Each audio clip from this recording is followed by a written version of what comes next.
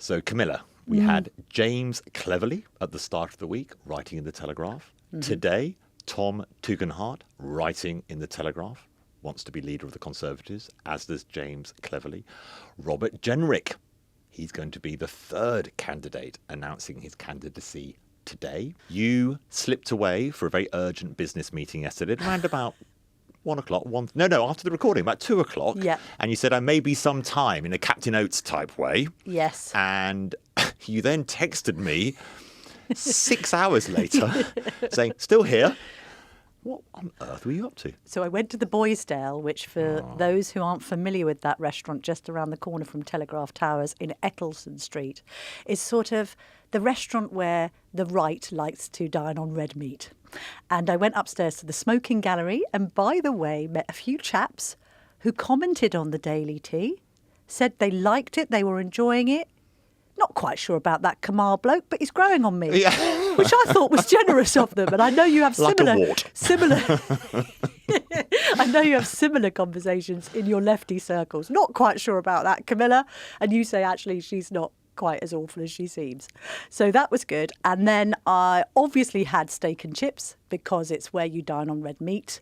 And I was chatting with who I'll describe as a Tory source, a top Tory source, and then another journalist joined, and then another person advising Robert Jenrick joined, and then it turned into a good old gas bag about Tory leadership. Shall I bring you up to date with some of the gossip? Yeah, but this is the great thing, isn't it, about doing journalism, is that the public see a lot of the upfront statements they make. We're going to go through what Tom Tugendhat has written about in the paper. Tugendhat. Oh, sorry. You keep on doing. I get that. Because Tom it is, Tugendhat, it's sorry. hard. It It's is hard, hard. this. It is hard. Tugendhat. Tugendhat.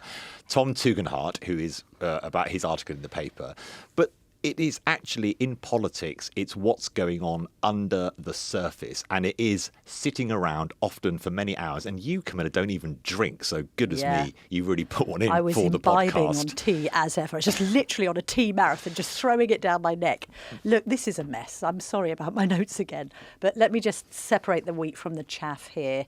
Well, I've got lists of who's supporting whom out of Cleverly, Tugendhat, Jenrick, Kemi Badenoch, must get these names right, Priti Patel and Suella Braverman. The shortest list here is Suella Braverman. I've just put under her supporters Suella Braverman. Why is she blown up so much? I don't know. Because she's lost. I'll tell you what's happened. When she, just after being Home Secretary, Suella Braverman was seen as a person who could carry the torch. She leant towards reform. We've discussed a lot that the Conservatives need to be making some pretty big decisions about where they put their tent, who are they appealing to. What's happened to Braverman that she has become somebody who is unlikely to even make the long list to be Tory leader? Yes, because she needs the support of 10 MPs, which isn't much. However, what's the best way to put it? Common sense has deserted her. And I say that for two reasons. She used to have the support of John Hayes, who was the sort of head of the group of common sense Tories that very much bought into Braverman's sort of rhetoric. He's now switched to Jenrick, along with a lot of the other righties, because I think they think he's more measured. And common sense has deserted her because people think she went mad when she wrote in this newspaper 2 days before the election, we're all going to lose and this election campaign is a disaster. So people like Sir Ian Duncan Smith, who were fighting for their political lives on the doorsteps, really, really resent her for doing that. They think that it was completely ridiculous and an own goal and a gift to Labour, and it was ill-timed and self-interested. So she's blown up a bit. So, I don't have good numbers for her. I think the guaranteed people to definitely make the cut are going to be Tugendhat, who we'll get onto, Jenrick and Kemi Badenoch. Priti Patel, I think, has some support. I know, for instance, people like Alex Shelbrooke and I think Greg Smith are backing her. Her list isn't as long, so let's just see how that plays out. Crucially, she might get Boris Johnson's backing because I can't see him backing any of these other candidates. Whether that's a blessing or a curse, I don't know. But he used to say throughout the whole process of his premiership, stick with Prit. Do you remember all that? He might have been torn if Grant Shapps was in the race, but Grant Shapps lost his seat, so he's not in. And then, yeah, I think Cleverly's an outside chance. So I've just got little lists of people that are supporting them all. They all run to about 5, 6, 7 names. Some are on the record, some are off the record, so I better not share them all. Dom Penner, our resident political stato, is downstairs doing a sheet of public declarations that we can follow. So we'll keep you up to date with that. But the other talk at the Boysdale yesterday is, what is the new dividing line when it comes to deciding whether Tory candidates are on the right or left of the party? And it is, Kamal, the European Convention on Human Rights, that well-known priority for millions and millions of voters who march endlessly to demand that we either leave it, don't leave it, support it, don't support it. So they've really highlighted on something that really motivates almost nobody. So, headline on the Tugendhat declaration on the front of today's Telegraph is, Tugendhat, I'm ready to leave the ECHR. Let's just drill into the op-ed now and find the line that relates to. We know that if institutions do not serve the British people and make it harder to control our own borders, then we will have to exempt ourselves from them or leave their jurisdiction. That's what he's referring to. Shall we just remind the country what Tom Tugendhat said a mere 2 years ago when he last attempted to become leader of the Conservative Party and ended up coming 5th. Would you leave the European Convention on Human Rights? No. Thank you, Mr. Tugendhat, for that very clear answer. Just drink your tea there, Camilla. Sorry, it's funny. Speaking to Sophie Rayworth in the BBC's Hustings. I'm laughing because it's a straight answer to a straight question, and we don't hear that often from politicians. What does Mr. Tugendhat say in his article? Mm-hmm. That promises must be kept. Yes. But obviously not for very long, no. Would be one suggestion. He also makes a point beyond the ECHR around gender, tax rates, defence spending and net zero. Yeah. There's a long list of things this election isn't about. And the first one of that list is the ECHR. Well, he's dead right there. I see that he's also put in his op-ed that he thinks that defence spending should rise to 3% of GDP, which is interesting. I was playing a bit of a bingo game here myself, circling the sort of words that we keep on seeing appearing in these op-eds. Values, trust, or the lack thereof that they have to rebuild. Lower taxes, lower immigration, more control over people's everyday lives. Those are Conservative values. Streets, borders, trade, as you said, some of the others, gender, ECHR. And why, Camilla, is ECHR so vital? Because this is an election campaign with very different audiences along the different stages. First of all, you have the actual MPs, 121 people, who winnow down whatever the long list is to 2. Yes. Then you have the Conservative Party, and then you have the nation, and it's that order. So why does ECHR matter at this stage? Because they're saying that these candidates are saying, I'm so willing to try and control immigration that I am willing to leave the ECHR. Now, the counter-argument to that was made by our very own Phil Johnson in the leaders' meeting yesterday. Leaving the ECHR doesn't do anything about legal migration. Good point. It's an age-old debate that's been taking place in the Tory party for some time. I remember when former Defence Secretary Michael Fallon said to me in the run-up to Brexit, do you know what, I think people are getting confused with this whole parliamentary sovereignty of our own domestic courts issue. I don't think they want to leave the EU. I think they want to leave the ECHR. There's a cogent argument for it. The likes of Lord Sumption and others make it. I remember it being on our minds when we were young law students in Leeds circa late 90s. You know, you sit in a law degree and you learn about how fantastic Britain has been at sort of creating the rule of law that other countries have adopted. You have not just decades, but century of case law that builds up and gives this picture of the direction of travel for a democratically elected government empowering itself with its own domestic legislation.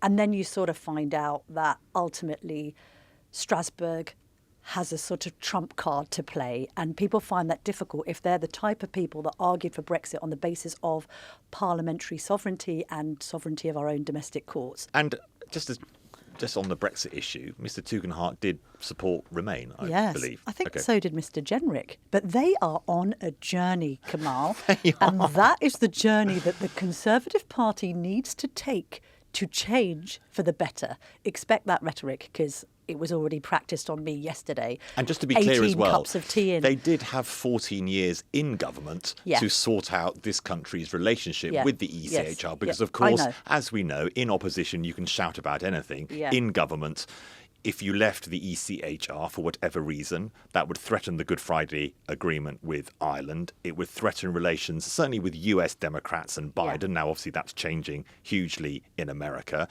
We'd also have to leave the Council of Europe. What would it mean about any type of deal around asylum seekers?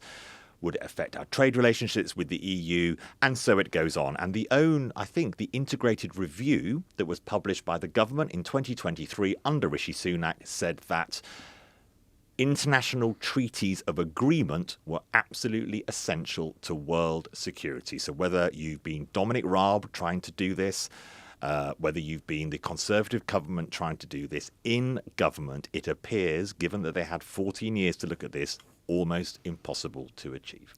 They haven't achieved it because they couldn't get majority support for leaving because of the broad church that the Conservative Party has been. Might be easier now. They're whittled down to 121 MPs.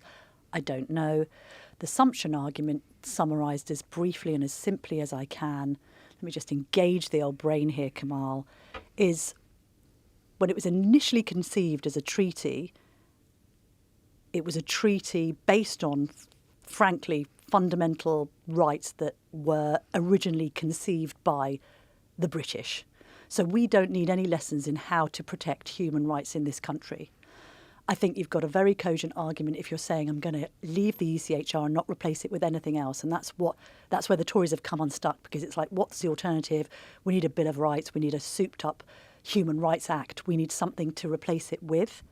The argument that Sumption and others make is that because that initial treaty has become what we would call a sort of living, changeable document, that it can be adapted to the whim and the will of the judges in Strasbourg. It's not quite what it once was. And that has then given Strasbourg the power to overreach into areas of domestic law that should really be set by the democratic government that has been democratically elected by its people. It's complex, this, but that's the central sort of legal case. People like Sumption say this is about more than stopping the boats and lefty lawyers. This is about us saying, do we want domestic law in this country to have primacy? Yeah. Why this matters as well, the Labour Party will be watching this. Keir Starmer will be watching this. Keir Starmer has made the political decision to make it clear that he, whilst Prime Minister and whilst there's a Labour government led by him, would never countenance leaving the ECHR. I think that as long as the Conservatives are talking about areas like this, which they have failed to reform, even though they've been in government for so many years, or were in government for so many years, things like what is a woman, and are not talking about what am I going to do about the NHS, what am I going to do about crime, what am I going to do about the economy. What I was struck by, but I understand why, this is not actually a criticism of Mr. Tugendhat or James Cleverly. They have to speak to the Tory MPs in their first. That's their first audience. The first electorate is the Tory MPs. That's why things like the ECHR do matter at this stage. Keir Starmer's going to be watching this, not that closely at this stage, but when it gets closer to the actual decision, who would he most fear, I think, is an interesting way for the Conservatives to think about who should we be led by. Who would because he this most person, fear? well, this person is likely to be in place, although the Tories do have a tendency to get rid of their leaders with some keenness. So Yes. let's say they may survive the whole Parliament. I think two people for Keir Starmer would be the most difficult. I think Kemi Badenoch, Yeah, agreed. very good performer in the House. Well, to be fair to her, as she proved last week in an attack on Angela Rayner, she's not afraid to go toe-to-toe with Labour. Good performer, sharp, good at creating dividing lines within the Labour Party, which I think is interesting. That's Badenoch. Has some rough edges, Camilla. We've talked about this, haven't we? Yeah. The way she operates can rub people up the wrong way. She'll need to think about that. And I think the other one, although you say, Camilla, from your discussions with many, many MPs, she's probably in a relatively weak position at this stage, unless maybe Boris Johnson comes out for her, is Priti Patel. Either of those two, I think, would cause Keir Starmer the biggest difficulties in the House because they are so different from him. Couple of thoughts from yesterday's Intel exchange session. Caroline Johnson is an MP that's now backing Robert Jenrick, but did back Kemi in the last leadership race. She's the first flipper, the first person to switch sides. Do you think, Camilla, Badenoch should already be out? Is she waiting to, as we discussed yesterday, Michael Heseltine, Michael Portillo, the people that everyone thinks is going to be the leader, somehow Gordon Brown somehow fumbles and takes too long to do things, or is that unfair? Maybe, although it's a marathon, not a sprint this. We've got the rest of August, most of September. On the Daily Tea podcast often. Indeed so. So maybe it's good to just hold back. The men have gone and the women that we're waiting for are waiting in the wings. And then the other observation is that whenever you mention Kemi, Michael Gove is always mentioned. Yes, now next. help me with this. Not being such an aficionado of the Conservatives' 5 families and their internecine warfare. I think 1 or 2 families are left, yes, to be fair. yes. Yeah. Got a very small bungalow. Shot each other up. Got a very small bungalow now. What is it about Michael Gove and the Conservatives that makes so many people cross? I take it you've never read Nadine Dorries's book, The Plot. I sadly haven't. If you haven't followed the plot of The Plot, then maybe you can see Nadine Dorries's I'll make that my X-feed holiday reading. and see. But basically it's Michael Gove and this cabal of sort of centrist, wet Tories always are controlling everything. They forced out Norman Tebbit. They forced out Ian Duncan Smith. It's Gove, it's Norman Dominic... Tebbit. Michael Gove was about 5 years I old. know, Right? it's Gove, it's Dominic Cummings, it's Doogie Smith, it's his wife Munira Mirza, who are blamed for Boris Johnson's demise. Obviously, Nadine is very loyal to Boris Johnson, and we know that Michael Gove was very disloyal to Boris Johnson, even though Boris Johnson weirdly invited him back into the cabinet after he'd stabbed him, not just in the back but in the front. And so there's suspicion around Kemi that she is going to be sort of puppeted by Michael Gove. It's kind of insulting because women are always puppeted by men seemingly, but men can't ever be puppeted by women. But that's a chink in her armour. But away from the puppeteering, Camilla, let's move on to a subject I know you are super keen to discuss. Yes. And that is, what on earth is GB Energy? God. So, we have been discussing this all morning. Today, I've been trying to engage you all morning, Camilla. Today, the government is making lots of big announcements about GB Energy, climate change, net zero. Why is it that you, and I must admit, if I'm super honest, me, find it so difficult to engage with an issue which is so important? Climate change is happening. It really matters that in the future we have different ways of heating our houses and travelling around the country and the world. You're already getting a bit bored of my line here. Shall I bed down under the table? Just. But why? I'm interested in this. Why is it that it's been so difficult for government, for pressure groups, to make this into a subject that we discuss with as much enthusiasm as things like the war in Ukraine, as other big global issues which really matter? Well, I think Labour's problem is that nobody really understands GB Energy or what it does, that it's being presented to the public by the political goofball, bless him, that is Ed Miliband. And I'm fond of him personally, and he's a lovely guy. But I mean, I just can't look at him and not think of bacon sandwiches and Ed Stones, so that makes it problematic. And then on a wider level, climate change is just too big for the individual to get too invested in beyond their recycling bins and hybrid cars and bicycle journeys to work, because we account for 1% of global carbon emissions, and we're being told that that 1% needs to be reduced to 0%. And meanwhile, China builds new power stations which belch out fumes, and Russia does whatever it likes, and we aren't as self-sufficient as America because we don't have oil fields, and those that we do have in the North Sea are now going to be closed down by Labour because, of course, it's going to be really easy to decarbonise the economy in the next, 6 years. And so It just feels like a drop in the ocean that is getting ever higher as sea levels rise and polar caps melt, I guess. I think politicians, if you rewind, have got the political argument about climate change completely wrong. Well, they've got it right for about a third of the audience. A third of the audience that campaign, that want to go on marches, that support Greenpeace and Friends of the Earth and really care about this are involved in the debate. That's one third. You might call those the kind of green people who understand the green issues and the climate issues, and it is all about what they describe as the climate crisis. But that leaves 2/3 of people that I think fit into what you're saying. The first third of that lot, where no argument has been made, is this can save you money. And if we could have renewables, which are cheaper than gas provision and oil provision, it would mean lower bills. That argument has been started sometimes, but people find it very hard to connect lower renewables price with their actual bill that comes through their letterbox or on email. And then the third set of people are the don't cares. They just want to get on with their life, and all they see from this is a new bill to do something like update their car or put in a new heating boiler, and it's just a cost to them. And politically, the political classes and the campaigners have ignored the third that would be interested in, could this make my bills cheaper? And the third that feel they don't care. Why is there not an argument about, or much more of an argument about, all the new technological jobs that could be behind this? It could mean a resurrection of manufacturing in the UK.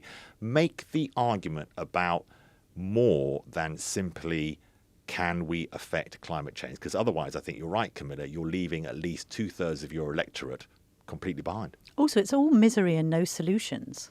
Like, bring me... Stop complaining all the time. Okay, let's hear your very best friend, Ed Miliband. Yes.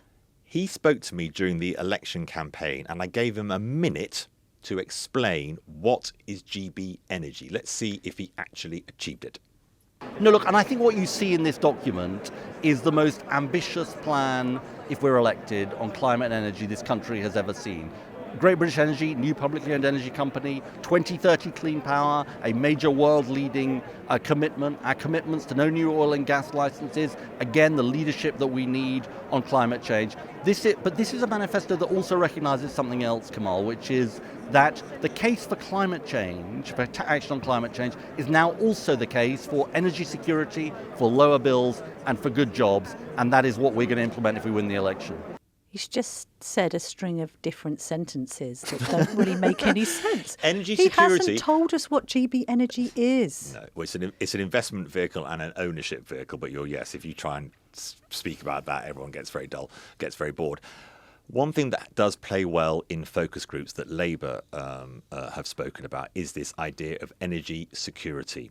If we can rely on our own creation of particularly renewables, which is solar and wind and hydro, that means we have less reliance on imports of energy from abroad. And of course, it was our reliance on imports of energy from abroad that left us so exposed when Russia invaded Ukraine and the huge energy price spike that happened after that. Shall we stop there, Camilla? Because I think that's enough in looking at your face around climate change and all connected issues. But maybe, Camilla, we could give ourselves... I just want somebody else to sort it out. Maybe we could give ourselves a little pledge to ourselves. We will try and think about how could we cover this in a way that Camilla Tominey would be happy to think about.